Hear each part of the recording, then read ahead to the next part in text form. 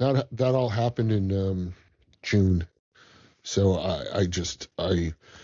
it was fighting season, so I kept focused on that. But my thought was, what can I do? And he got to Germany, asked me for his dog. So my goal was to get him his dog to recover. And it was a fight with my company. I had to write letters.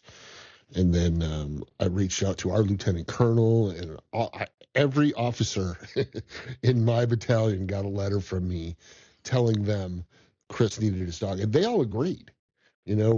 My company, on the other hand, and big Marine Corps, it's different because the dogs were considered a tool, right? Like their weapon. But the guys that use those dogs bond with them. So my goal, and it eventually happened because his parents were in the Air Force and knew the general who was in charge of our air wing. They talked to him, and he just said, "Fuck it." He grabbed a helicopter and sent the dude out there and took the dog out of the kennel and said, "He's mine now." No one fucked with him because what are you going to tell a general? No, so, right? Yeah, he went, picked him up, brought him back. Harley was at Leatherneck until she got the paperwork to go home. He didn't let her leave because technically, if someone gets hurt, you have a replacement handler, and the dog goes to them. Sure. And he was like, that dog isn't leaving the kennel until it goes back to the States. And I didn't know that until later on. I thought, our side did it, but it was Chris's parents' side that really helped the whole situation because they worked under that. They were both Air Force, retired, and they just so happened to know him. But that's what turned into dogs to dog tags. Me fighting to get that dog out to support Chris while he was recovering in Balboa. And so I had started working on it. That happened in June. I just started putting a plan together. It started out with me wanting to get the service animals that they worked with to them after they retired. And then I got home. I worked at the company for another 2 years. I went through the Army programs, but that whole time I was thinking about what I was going to do. And it morphed into rescue dogs and donated dogs, trained to give support for emotionally needing veterans. And, we do police officers as well and first responders. And I started out doing it in my mom and dad's backyard. I did. I took over their porch. I took over their garage. I put makeshift kennels in their garage, and that's where I started first. And this is a nonprofit organization. Yeah. So I started it before it even became a nonprofit. It was an LLC, and it took me a year to get it. And once I got it, I think I did the first 12 or 14 dogs out of my parents' garage and backyard. And then we were blessed to look for a place that was for sale. I had a great board of directors who helped raise us money. And it was during COVID. So the worst time. It was the worst fucking time to buy anything because everybody who had money was getting out of the cities. We lived in the rural area, so people were making outrageous bids. Every piece of property that I went to with my business advisor and board of directors, we would get there and someone would put a $40,000 or $50,000 overbid, and we're like, God damn!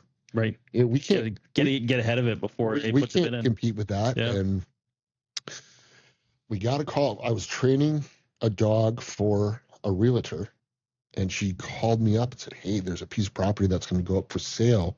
We haven't put it out on the market yet. Do you want to take a look at it?" I was like, "Yeah, where is it?" And she's like, "Well, it's in the town of Lima." And I'm like, "Man, that's like right next to my house." I lived in Sheboygan Falls. Town of Lima was just outside of town. JC, yeah. So we went out there, and I went in there, and the whole house was empty. there was one picture on the wall, and it was like one of those family pictures that are long and narrow. Oh, sure. Yeah, yeah. And it had 2 people I went to high school with that were a grade ahead of me. And I had them on Facebook. I knew who they were. We were friends growing up. And I text her, and she's like, "Are you in the house with someone who's supposed to be there?" I was like, "Yeah." And I'm like, "Hey, man, we're really interested in getting this place. Tell me what you'll take for it." And she's like, "Make us an offer." And I'm like, "No, you don't understand. We're getting outbid everywhere we go." She's like, "Make us an offer. I'll talk to Mike." Didn't know that they had been following Dogs to Dog Takes so that was in, what is it, 26 now? So that was like 22. And she had been following my postings from when I started, my parents' backyard, Right. going out to do stuff in public. And I was like, "No, really, tell us what you'll take, because we need to know." And she's like, "Just give us give us something." And the realtor called me like within the next couple of days, and she's like, "They're not even going to put it on the market. They love what you do." And we gave them $1,000 over asking price, and they took it. They could have. It was 10 acres out in the middle of. There's no neighbor on either side of them. You've been there. They could have gotten $50,000-$60,000 more. They just were like, so they come to everything we do. It's in a weird spot because it's the town of Lima, which is Sheboygan Falls School District. It's the Waldo and the Sheboygan Falls Fire District. I have a Plymouth address, and South Sheboygan is our plowing district for the county. So it's in a weird spot. But we started there with a trailer. I had a trailer on property as offices. And we rented the house out to someone to pull in some money to pay for it. And there was a building there that we used for training. It had no heat, no air conditioning. It was the building now is nothing like the building we had when we started. The building now is beautiful. Well, I mean, it's great. Blessed. We were blessed. There's a lot of great companies in the state of Wisconsin, and the Legions and the VFWs and families. Just we saved up enough money to build what we have now. We've got the 12 kennels and the offices and the training center, and now I've got someone to train with me. We picked up those 2 dogs down in Arkansas, and we're going to start doing a little more advertising because I was sick for the last year. I just went back on June 1st, as you know. But it's transferred from helping military guys stay alive in combat to keeping them alive at home.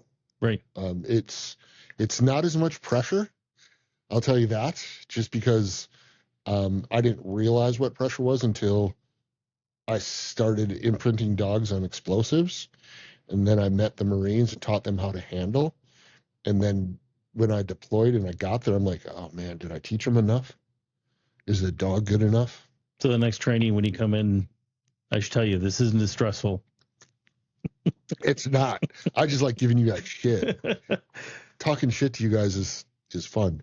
But yeah, it's important in a manner that we're saving a dog from potential, euthanasia, and we're getting it to a veteran who needs a support. Right.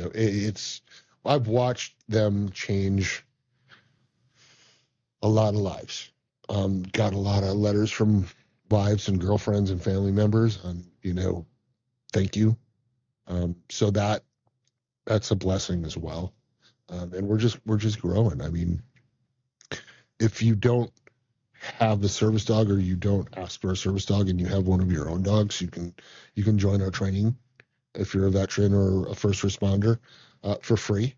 So none of the veterans pay for their dog, or we supplied the first year of food and flea tick and heartworm as well.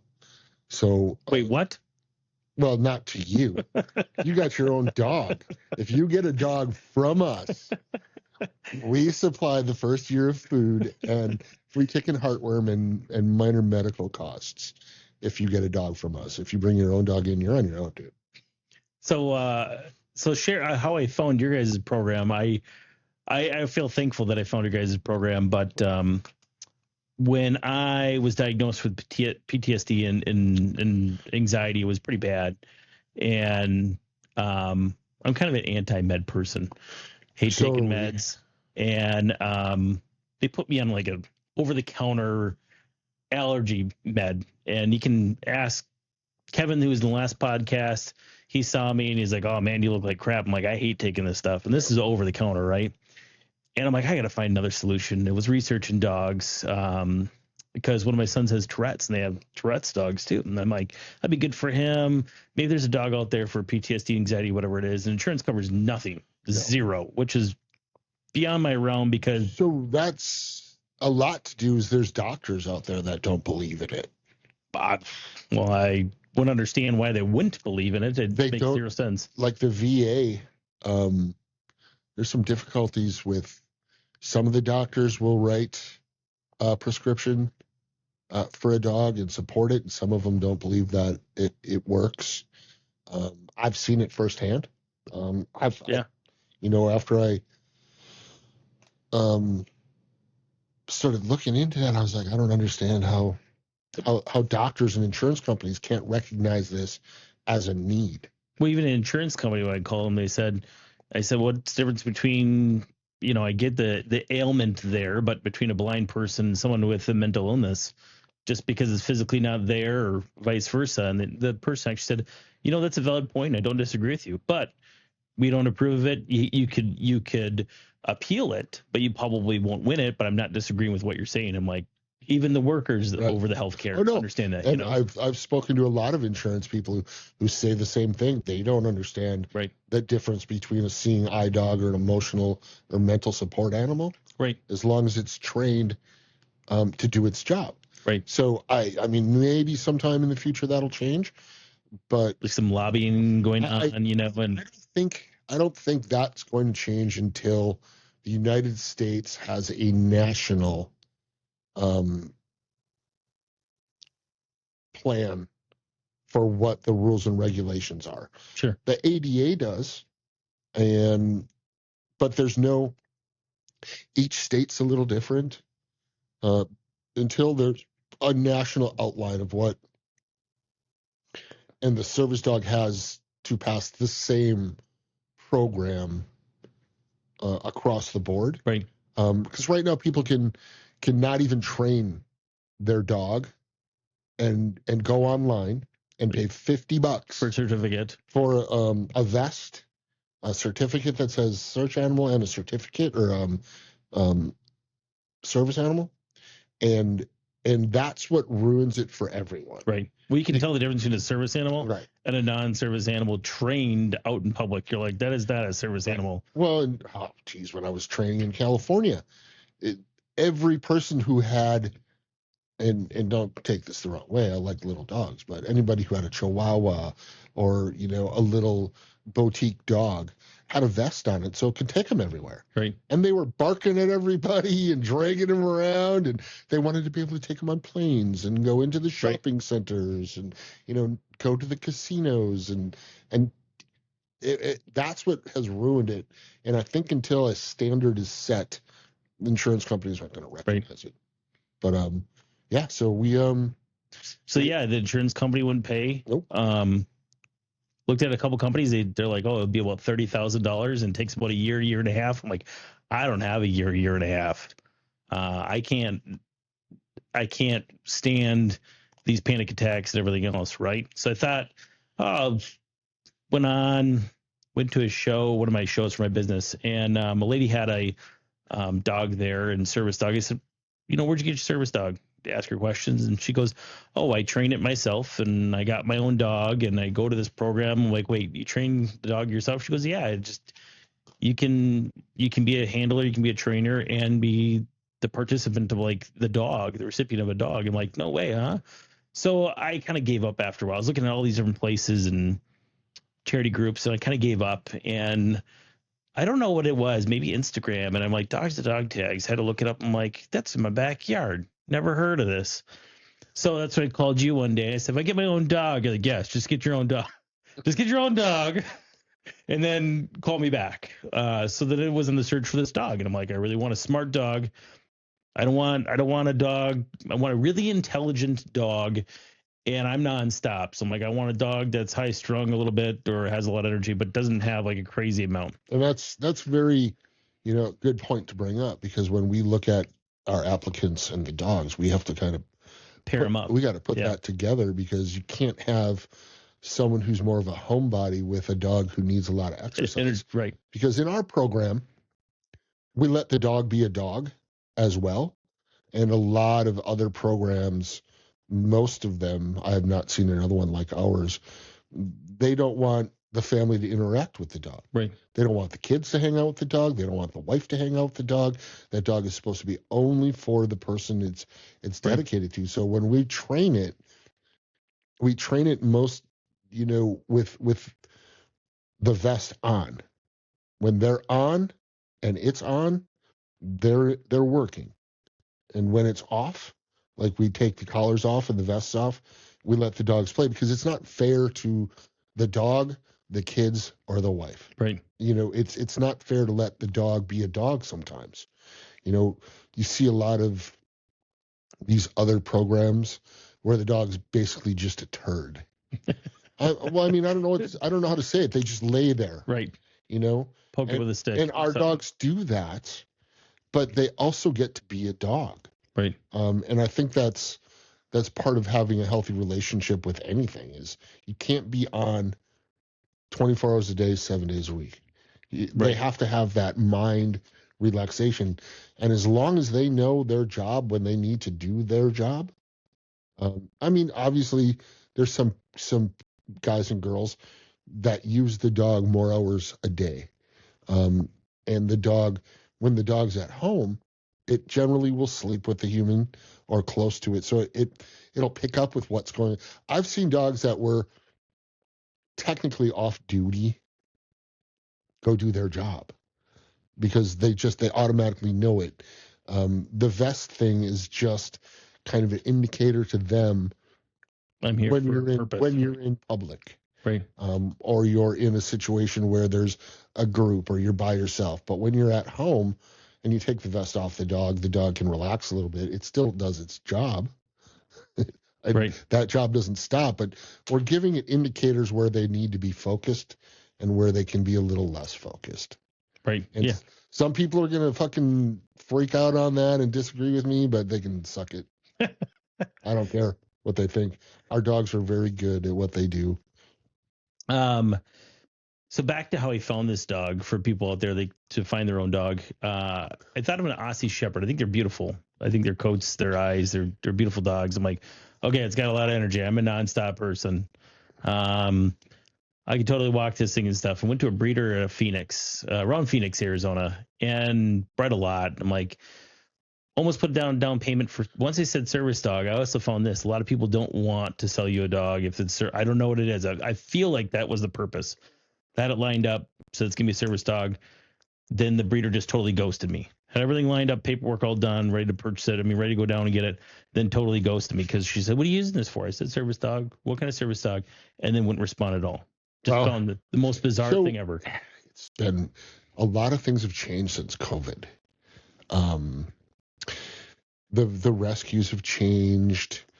The humane societies have changed. People like her have changed. And there's a bad stigma out there for some people who breed dogs or even rescues, where they think that a veteran can be harmful to the dog, which is kind of opposite. Right. I've yet had a veteran be anything but, caring about the dog. But I think, it's like anything else.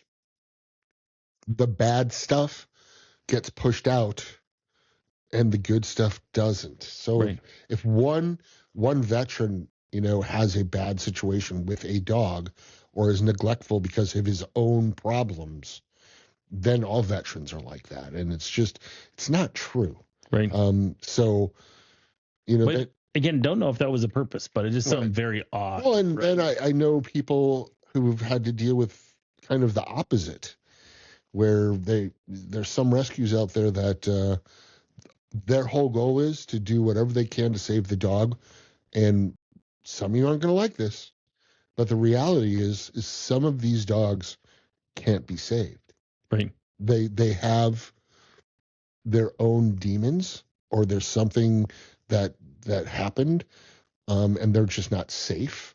But some rescues don't care about that, and some humane societies don't care about that either. They'll give dogs to people that shouldn't be given to people. Well, I've ran into them in law enforcement, dogs literally tearing apart kids, and they still want to keep them, but the little kid's arm is almost literally torn off. It's like it's probably time to get rid of the dog. Well, and rescuing an animal is honorable, but putting a child or another person or another dog's life at risk because something happened to that dog is not right either. Right.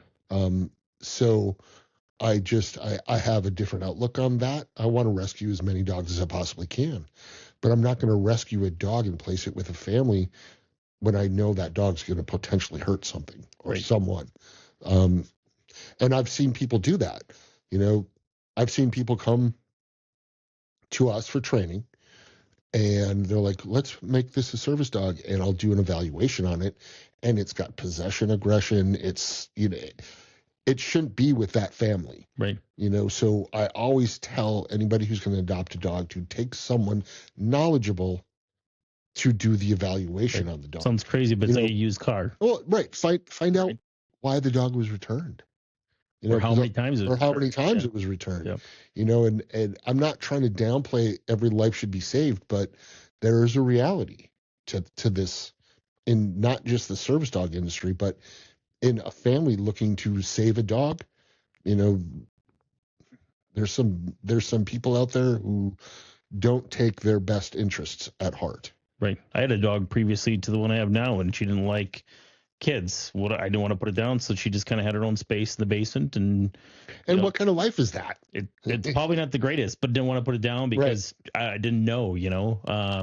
So it was something just between me and her, and hung out and did things. And kids, just a no for kids. But I was also responsible, making sure I don't go to parks with her. Right. All those things. Sometimes just being a responsible owner is important as well. And that's so. Responsible owners are a whole new thing. I don't even want to get into that. So to go back real quick to where I found this dog, so I was about to give up online. I was like, I'm going to give up. I'm just going to go with the flow of this med thing. I'm about to give up, and I hours and weeks searching for dogs. I didn't want to have I'll take this one, I'll take that one. I wanted to be something where I knew it was smart enough, it was bred well, because some people are against, why don't you adopt one versus pay for one? But I'm like, I don't know I'm going to get if I adopt one. I really want one where I know the breed line is there, how smart it's going to be, etc. So somehow they happen to be. Well, at least you did your homework, dude. Well, I almost gave up because of it. That's well, I mean, but you're gonna find plenty out there. So this lady in Washington was breeding Aussie Shepherds for showmanship, and for some reason she had one for sale, and I saw the picture. I'm like, that's it, and I called. And the thing that really took me, that I laugh still to this day, is instead of saying it's a female dog, she's like, oh yeah, I got a bitch for sale. Oh, this bitch is, I'm just, well, that's technically what she is. I get it, but I'm like, but having this conversation on the phone, this bitch is this much, I'm like, this is great, That's how you know she was a dog person. Oh yeah, for sure, 100%. Bred them for this purpose, right? Exactly. So my aunt's a retired truck driver, and she actually travels around the country picking up dogs, and she delivers them. And I'm like, hey, I got Washington. She goes, sure, no problem. Goes out there, picks it up, comes back. The day she delivers this dog is at 5 a.m. And I'm out in the backyard with my girlfriend having breakfast, waiting for this dog to show up. I'm like, this is great. This dog's going to show up at whatever. And this dog had so much. I'm pretty sure the dog has more anxiety than me. So a little bit. So shows up, and we're having breakfast, and I have a FI collar for GPS. I'm like, didn't put it on yet, just letting it go around the yard, sniff things, do its thing. I'm like, I'm gonna go grab that thing, put it around her just to make sure if it gets out, I can track her, everything else. I get out and I have a fence in the yard, and that thing slipped to the little part of the fence. So I got a dog that is not a year, doesn't know its name, doesn't know where it's from, and it's never met you. Never met me. More anxiety, running through the yards. I'm like, there goes my money, flying out the wind. Running through Kohler, trying to catch this dog, can't catch that thing. Finally, I'm like, I got to give up. Told the police, Facebook group, and I'm like, I got to go to work. And some guy finally calls and says, hey, I last saw it an hour over here. I'm like, that dog isn't around there. I'm like, I'm gonna go drive by. That dog was in a field running back and forth as fast as she can go in the morning with the morning dew flicking up her back legs, biggest smile on her face, like, this is great. I'm running back and forth in this field. And I just thought to myself, that little asshole. Yeah.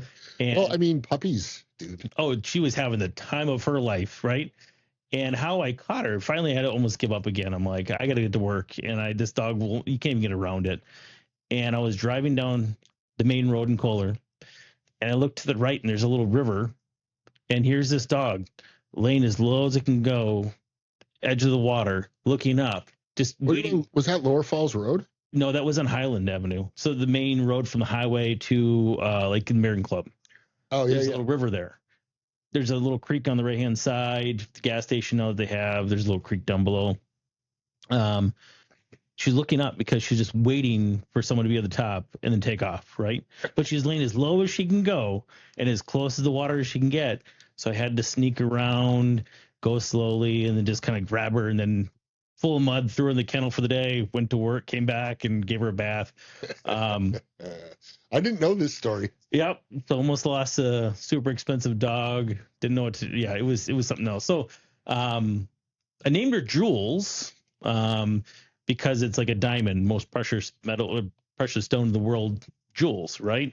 Hard as can be, can't break it. That's why I named her Jules, because I'm like, this is something that's a value of me for me, and it's supposed to be as hard as me with me, and that's why I called her Jules. So I thought it was just because she was so little cute. Yeah, my dog's a diva dog, definitely. Oh, yeah. For sure, she's a sweetheart though. I still think the smartest dog. It picks up on my emotions, feelings, everything else. It's crazy how she just knows. And then there's times she's like, I'm not liking this.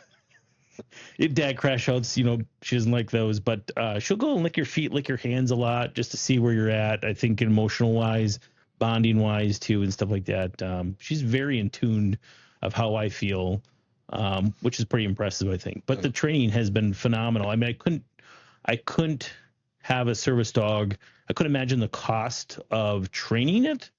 That's pretty much, which is the big one, or the knowledge to do it. I didn't think I'd be able to train a dog at all. But putting a lot of hard work at home outside of, your sessions. So that's the thing with people who bring their own dogs in, is them putting in the work outside of training. I mean, we have open training for veterans several times a week. The ones who come most, you can tell, are the ones who are more successful. And then the other thing is you can see who does it outside of training, right? Because dogs can't lie, right? Humans can lie to you about what they supposedly did, but if you pay attention to the dog, and the dog hasn't gained any ground, they're not doing it anywhere besides at training. So that's the different aspect. We train our own dogs to give to veterans every day. So we know where they're at all the time. But yeah, I mean, that's your experience has been the same as a lot of other people when looking for dogs. The problem is the general knowledge of veterans or people in general who go get a dog for service work. They just go get a dog and then say, turn it into service. Right. That's not how it works. 70% of even dogs who are bred from service lines wash out. So you have to do the evaluations properly. You have to go see what the dog is. What takes a unique dog, I think, and that bond, you have to have that bond there somewhere. I mean, it's pointless if you can't bond with it. or train it. And looking back, hiring someone for a year and a half, I think there's a better fit anyways than hiring someone and then going for a week and a half and they're training you how they train the dog. You're not bonding during that time either. So you get a brand new dog with training abilities and you only get a week and a half of training. To me, looking back, that makes no sense to me. I'm sure it's successful in a lot of realms, but well, now that we have what's going on now, the bonding and training part of the dog is going to be about 3 weeks. Mm-hmm. The first week is just, you have to see what's going on. Dog bond pretty quickly if you're, if we do a good job at evaluating the dogs and taking the dogs into our program that need to be there, and how this is proven, I didn't know this. I had been taking care of all the dogs that we were going to Afghanistan for months and months and months, and they loved me. They were always around me. It takes a dog less than a week of being fed and managed and brushed and taken care of by someone else to form a bond. That's crazy. Isn't it? It blew me away. I remember when I worked for Andy, I got a puppy that I raised for one of his clients, and I had her for almost a year. She went everywhere with me. She was part of our family. She stayed with me in my house when I lived over by Andy. She came back to Sheboygan Falls with me. Everywhere we went, she was my dog, and I trained her to do the field trial stuff, but she stayed with me because they wanted her to stay with someone because she was, going to be a house dog as well. I left. The gentleman who owned her passed away unexpectedly, and I had just started at K2, and she came in 6 months later. She had no fucking clue who I was. Mm. So they're forgetting or what? I don't know. And it might be different. It's different with all dogs, but she didn't recognize me when I came up to her kennel. And I even spoke to her. And I mean, I could have probably stayed with her a little bit more, but, and dogs do have memories. I'm not going to say they don't. This specific one didn't. And it really hurt my feelings. Right. I'm sure. Yeah. I did. I did not expect that to happen. And I talked to some of the older guys, and he's like, dude, sometimes that happens. Dogs are pack animals, and they live in a situation where they also have to eat, sleep, and be comfortable. Right. And wherever that happens, that's where they bond to. Sure. Like, I'm not saying I think dogs recognize other dogs quicker because of the smelling and all that. But I've also had dogs I haven't seen in a while that have recognized me. It's just that one hit me because I raised her from a puppy, and she lived everywhere with me for a year, and she didn't even recognize me. It's probably because mine today walking in the house barking at you. Well, she didn't bark. She just pretended like she didn't know me. I was like, what the shit, Jewel? And that's the thing. I've never been here before. Right. And she's a little bit of a shy dog. She's very hesitant. But she works great for you. Right. And when she's at training, she knows who we are. So, you might have done a bad job of getting her out to be social all over the place. Probably. But there's another thing. It doesn't matter. As long as she works for you and you're with her, right, that's all that matters. Yeah. Going in public is a little stressful for me. I probably have more anxiety. I'm always worried she's going to crap or piss somewhere. And it's happened at work. Well, it does. It's like, oh my gosh. So she picks up on it. And when she picks on it, then what does she do? Her anxiety goes up. So we feed off each other. It's great. Yeah. We'll see. We're going to test her out this year. How can people support Dogs and Dog Tags? So right now we're looking for people who want to support us financially. You can do a monthly donation, $5, $10, $20. It goes a long way. It goes to dog food. It goes to meds. Also, we have a golf. Meds for dogs. Flea, tick, and heartworm. Also, we have a golf fundraiser coming up in September 18th at the Baths in Kohler. It's really fun. It's not one of the traditional golf things that you play 18 holes. It takes all day. You're tired when you're done. It's a par 3, really nice, quick day with cool people for a great reason, and it's in Kohler, so that can help. Spread the word. Let people know that we're out there. We might be starting some other things in the future that I don't want to get into right now. But, go to our website, go to d2dt.org, Delta, the number 2, Tango, Delta.org, d2dt.org. Anything else people will, I think, would be helpful information about a service dog for veterans out there? Maybe same thing as me, trying to look, don't know, because there might be someone in Maine that obviously can't make it to your program. The most important thing about service dogs are doing the proper evaluation. If you're getting a puppy, make sure you evaluate the puppy at 7 weeks or 9 weeks.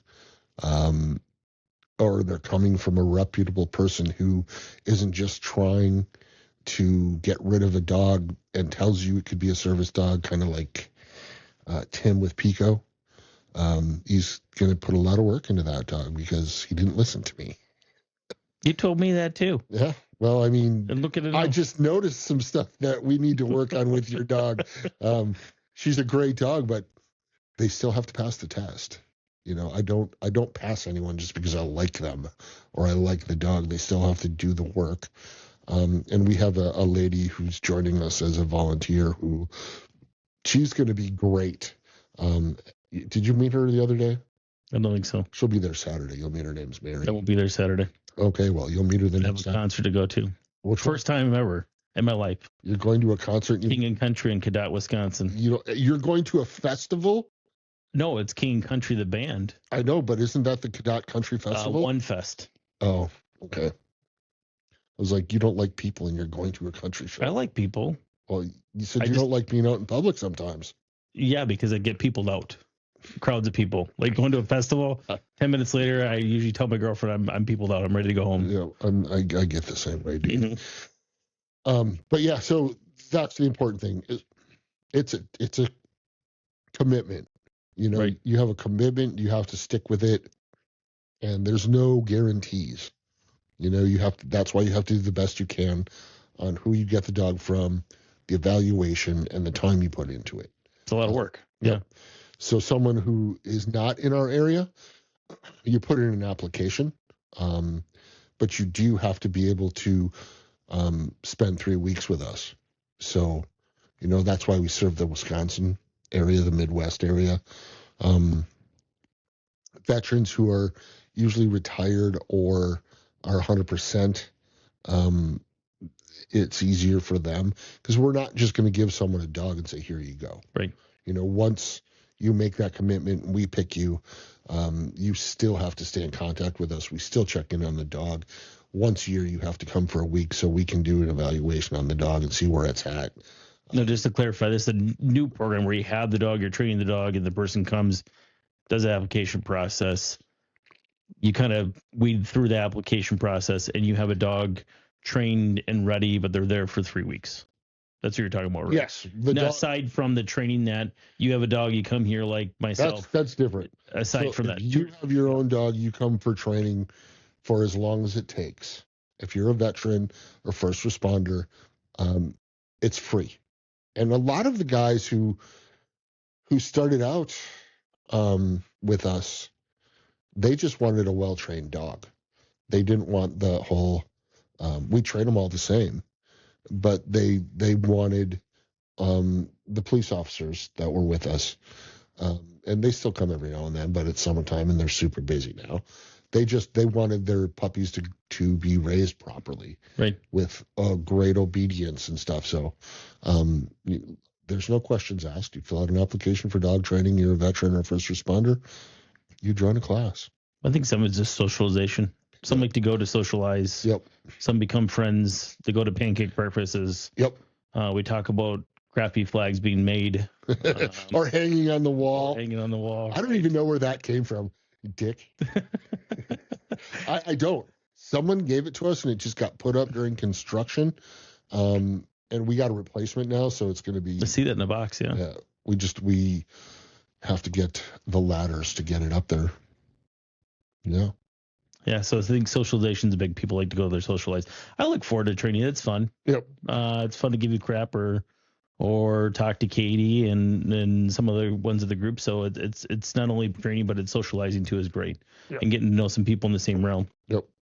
And a lot of the older guys, especially, well, pretty much everyone, they do love the social aspect of it. Right. Because you're hanging out with a bunch of veterans and first responders, and they're all dark humor, swearing. Exactly. It's laugh. Everybody understands. It's almost trauma bonding. It's a lot of trauma bonding, and especially when I come and start yelling at everybody. I swear to God, people enjoy it. I don't know why. Thanks for coming on the show. Obviously, Dogs to Dog Tags. Check it out. Yep. Can people reach you too if they have questions? Yeah. So the best way to reach us for any kind of information is go to the website and send a message there, or help, HELP, at delta2deltatango.org.